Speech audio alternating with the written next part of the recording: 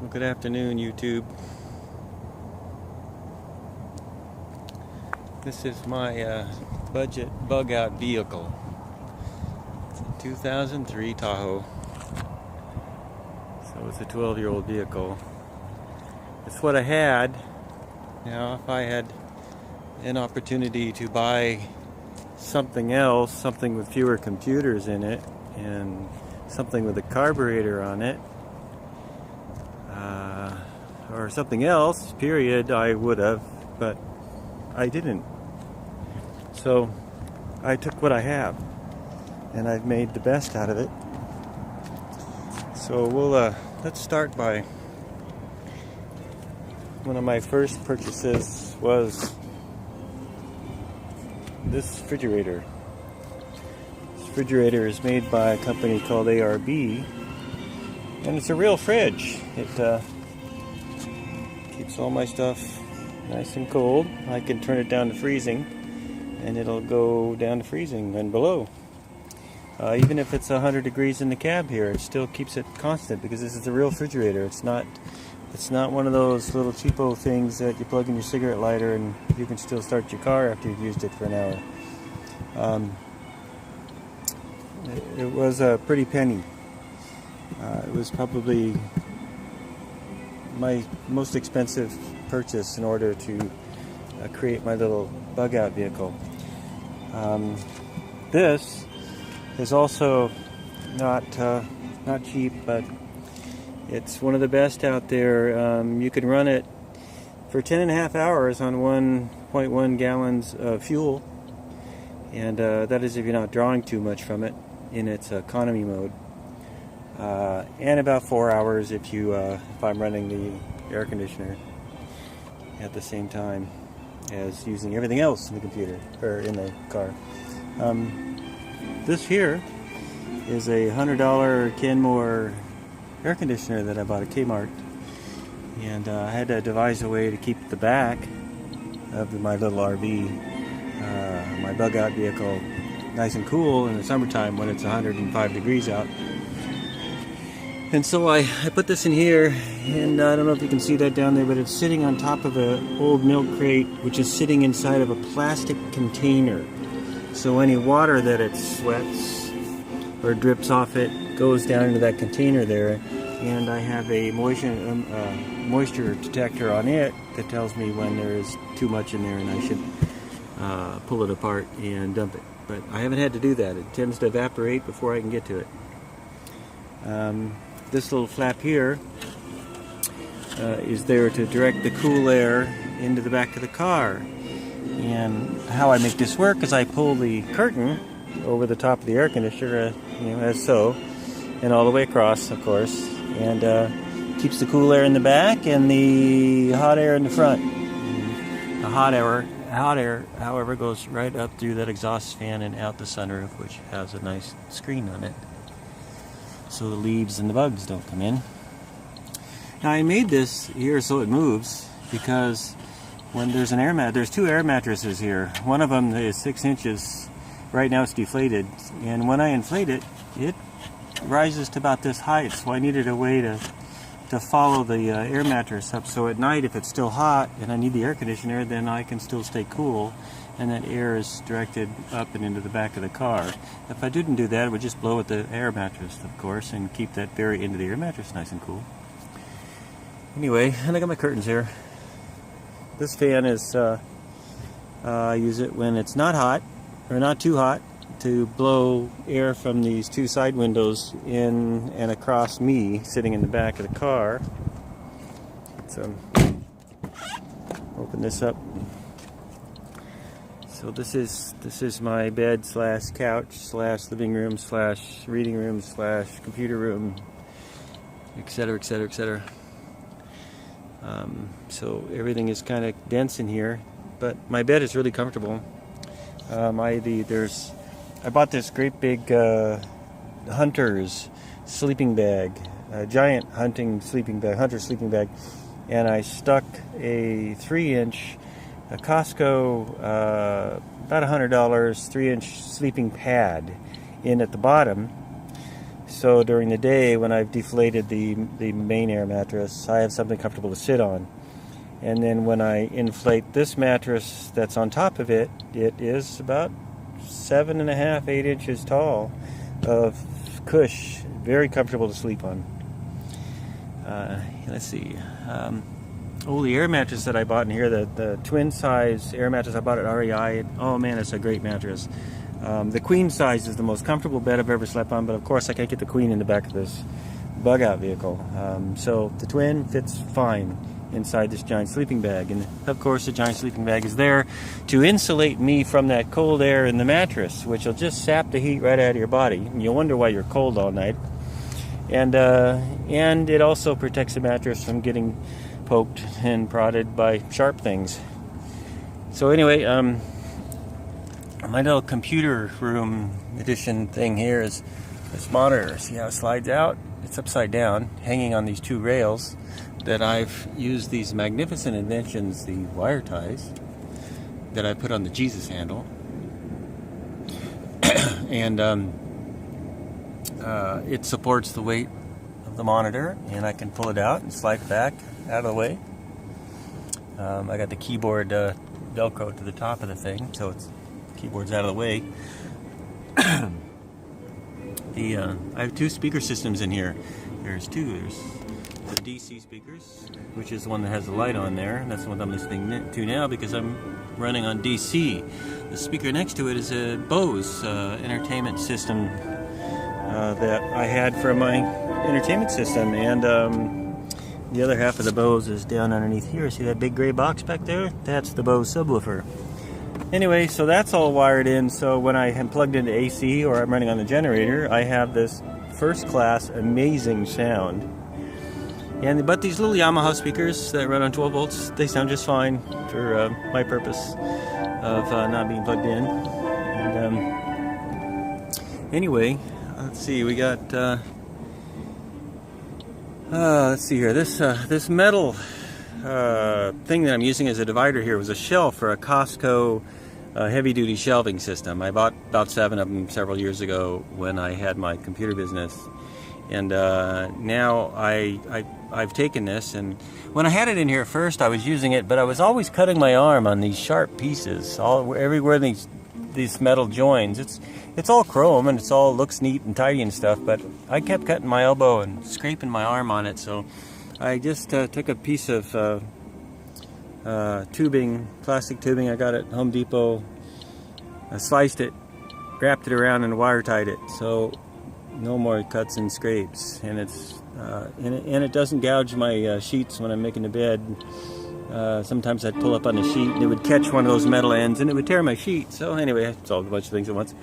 Just something I just stumbled across, you know. This is all an experiment. The thing in the green bag there is a Berkey 3-gallon, I think, 2.5-gallon water filter. A fantastic water filter. The water that comes out of there tastes so pure and so clean. I'd say 90% of the water I drink has come from my Berkey since about 2010. This other green bucket is a 1-gallon propane bottle and a water grade like garden hose, but it's what you buy at an RV store for filling up your water tanks or filling up the water tank in your RV. It's water grade. It doesn't have petroleum nasty chemicals in the hose, so you don't have to poison yourself. Let's see here. We'll go around the back.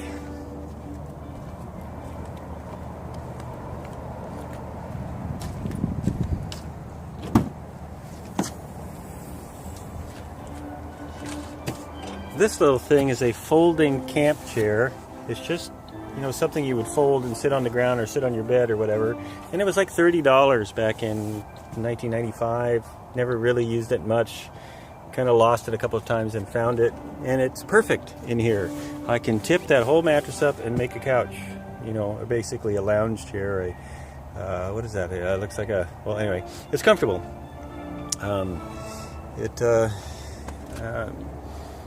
It allows me to sit up straight. Anyway, and I'm almost 6 feet tall. There's just barely enough headroom for me to sit up in there comfortably and not be scrunched down. I put my blankets in this bag here during the day. These are those cool little, here I'll show you, Boing. See how that just popped open like that? That's like a dash saver, and you put it on your dashboard to keep the sun off the dashboard of your car. They're very cool. I have a bunch of them, and so I put them in all the windows that are facing the sun or facing the heat, and it keeps a significant amount of the heat out of the car. I really like it. What I got here is this is something you got to have. When you're going somewhere and you want to go out and sit out on the beach or sit out on the rocks or whatever. It's just one of those air pads like the one that's on the bottom of my sleeping scenario there, except for it's a little cheapy from Fred Meyer's that I got up for half price on sale, and it's really comfortable. You just roll it out and open the little valve on it, and it's foam, but it fills with air, and it's really comfortable to sit on. This bag down here is my first aid kit, which everybody's got to have. You should have a first aid kit with everything in it, including what do they call that? For people that have terrible allergies to things. I forgot what it's called. Anyway, somebody will remind me. You poke yourself with it. Anyway, and then I have this is a Lugaloo, and I cut it in half, and because it was just too tall, and for my, it's another big giant 5-gallon bucket to stick in here, so I cut it in half. It actually works just fine. I guess if you had a really hard time getting up off the ground, that far of the ground, then maybe you shouldn't be using a Lugaloo. But anyway, it's really comfortable and it's just fine. This thing here is one of those funny little picnic tables that it's all aluminum, well, mostly aluminum, and you pull it out and you set it up, and 4 people can sit at it sort of comfortably. But it makes a great camp table because you can cook on it. You can sit down it if you have to. It's big. I mean, you can see when it opens up, it's twice that size. And it's light, reasonably light. This here is a camp shower. It's kind of like this technology here, where you just kind of boing and it pops open. Well, this is the same thing. However, it took me a long time to figure out how to unboing it and put it back in a bag the first time, or the first couple of times I used it. Anyway, so that's my shower. That's the shower tent anyway. This bucket here, the red bucket, that has 2 camp showers in it. One of them has a lithium-ion battery, completely contained unit, and it's great for showering your feet off and washing your hands and rinsing your dishes and stuff. The other one that's in there is a Zodi, and it is a heater and shower, and you can fill that bucket of water there with cold water, and in about 5 minutes heat it to, 100 degrees, 110 degrees, whatever's comfortable for showering. And so that's my camp shower scenario. Of course, you got to have a little vacuum cleaner around, and that little vacuum, I got that somewhere, I don't remember where, and I just never used it. I thought that's kind of a joke, really, but it was brand new and it was still in its box, but actually it works really well. I plugged it in, I don't know, about a year ago, and I was surprised at how much draw it has, and I'm quite impressed. Anyway, what else we got here? We have the solar battery. It's a 160 watt solar battery, or solar cell, and it's tied in down here to the solar charger, and the deep cycle battery that's over here, and there's another deep cycle battery on the other side. And that allows me to charge those deep cycle batteries, and if the sun is nice and bright, it'll aid in keeping my refrigerator staying nice and cool. Anyway, so those wires were really pretty simple to run into the car. I just ran them right down this gutter, and I don't know if you can see that, and into the car. And there's lots, they don't get pinched here because this seal here is really soft, really thick and soft and rubbery, and when I close the door, it doesn't damage the wires at all. So it's like, it was kind of a dream come true. It was a necessity. I didn't want to poke holes in my car. This is a pull-out extension cord. It's on a reel. You saw big yellow reel over here. Right there, it's a 30-foot reel extension cord, and it connects to a number of AC AC power strips in the car, which all the AC gadgets are plugged into. I have storage for things underneath the bed area and the storage area. You gotta have a shovel. You gotta have bolt cutters, some tarps, a bigger extension cord, tape. You gotta have 100 mile an hour tape, some Gorilla tape. Let's see what else we got here.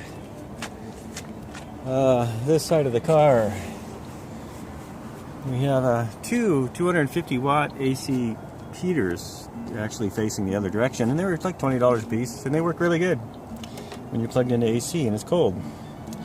This drawer here has all my gadgets, my things that need to charge. So as long as I put the things that need to charge in this box, when I plug into AC, everything gets charged. And that's a bathroom. And this is my toy, my little quadcopter, which is quite a lot of fun when you go camping, to send it up in the air and have a look at what's around you that you don't normally see sometimes if the terrain is very, very rough. Anyway, this is my 5 gallons of water that I've already filtered. And of course, there's my filter. It's in that big green plastic thing. Anyway, we'll close this off.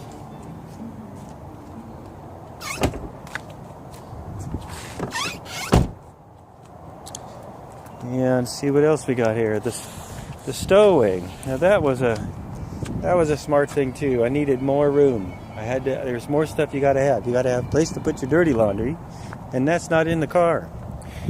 You have to have a place to put your tools, and if they're in the car underneath everything, they're really hard to get to, and you don't do the things you need to get done that you need to do when they need to get done. If your tools are all buried, you kind of keep putting it off and putting it off, putting it off. Anyway, so my tools are readily accessible there. Just small tools, nothing fancy. And then some kitchen stuff. I need a place to put the kitchen stuff because that tends to take up a bunch of room. And then we have a battery charger. This battery charger here charges the 2 deep cycle batteries, and that's all. There's more storage underneath here on the other side also, and there's miscellaneous doodads. Let's turn down the music a bit. What else we got in here? Oh, the Geiger counter. I didn't mention that. Yep, 20 counts per minute, 24 counts per minute of background radiation. And let's see. Oh, the way I ran my curtains, I just took some nylon strap and used some stainless steel wire ties and put my curtains on that strap all the way around originally, but later on the front, I ended up putting this rail here to support the monitor, which is hanging upside down, and so I put the front curtain on a strap. It doesn't get abused really. It doesn't get tugged or pushed or pulled on, but this one in the back, I sit on it accidentally sometimes, and so that's why I made it it's a metal rod that goes across there because it gets abused and pulled on, and I didn't want anything getting damaged, so it became a steel rod. And this one, of course, is just on a strap, and it works just fine. I can tighten them when they get loose, because they do get loose. And let's see what else we got. Keeping the batteries charged. You know, there are 4 batteries at the moment in the car. I'm gonna have more eventually. 2 more deep cycle batteries. This car, because it has so many computers in it, I was always killing the battery. All I had to do was run the stereo for 20 or 30 minutes and my battery would be dead, which was kind of dumb. But so one of my first things I did before I started preparing my vehicle to be a bug out vehicle, I put in this second battery. And you see I had to take this brace off that went to here to there, and the brace doesn't seem to be doing much at all. And that battery fits in there just fine. Took a lot of work. I had to put a relay on it, and I I also put a cutoff on this battery in case I'm going to be away from my vehicle for quite some time. Then I can cut the battery off, so none of the computers in the car, and I mean the computers that Chevy put in this car that monitor there's a body computer, and there's the engine computer, and there's the braking computer. There's all these computers in here, and this takes all their power away. So anyway, there's two chargers here. This little charger in this bag here is actually an excellent charger. It's made by Battery Tender, and it charges the secondary battery there. This charger here was a little bit expensive.